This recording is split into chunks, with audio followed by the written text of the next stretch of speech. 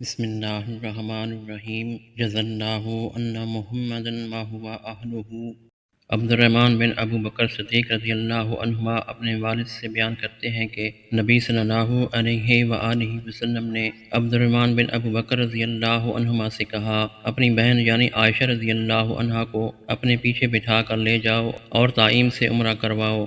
جب ٹیلے سے اترو تو اس سے کہنا کہ احرام باندھ لے، عمرہ قبول ہو جائے گا۔ سنن الدارمی حدیث نمبر 1905۔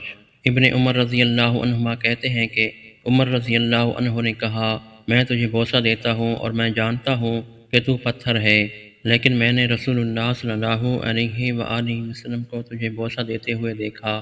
سنن الدارمی حدیث نمبر 1906۔ جعفر بن عبداللہ بن عثمان کہتے ہیں کہ میں نے محمد بن عباد بن جعفر کو حجر اسود کو چھوتے ہوئے دیکھا، پھر اس کو بوسہ دیتے اور اس پر سجدہ کرتے، تو میں نے ان سے کہا یہ کیا ہے؟ انہوں نے کہا میں نے تیرے ماموں عبداللہ بن عباس کو دیکھا، وہ اس طرح کرتے تھے۔ پھر انہوں نے کہا میں نے عمر رضی اللہ عنہ کو دیکھا، انہوں نے بھی اس طرح کیا۔ پھر انہوں نے کہا میں جانتا ہوں کہ تو پتھر ہے، مگر میں نے رسول اللہ صلی اللہ علیہ وآلہ وسلم کو دیکھا کہ وہ اس طرح کرتے تھے۔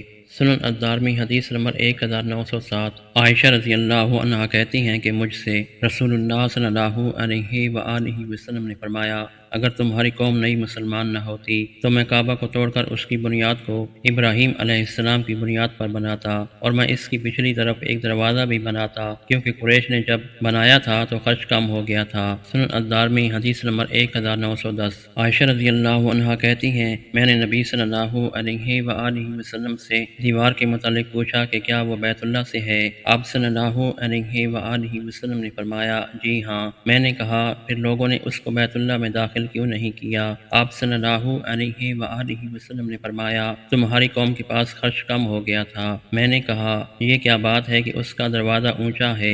آپ صلی اللہ علیہ وآلہ وسلم نے فرمایا یہ بات تمہاری قوم نے ارادہ سے کی ہے تاکہ جس کو چاہیں جانے دیں، جس کو چاہیں روک دیں۔ اگر تمہاری قوم نئی مسلمان نہ ہوتی اور مجھے ان کے دل بدل جانے کا خوف نہ ہوتا تو میں ہجر کو بیت اللہ میں داخل کر دیتا اور اس کے دروازے کو زمین سے ملا دیتا۔ سنن الدارمی حدیث نمبر 1911۔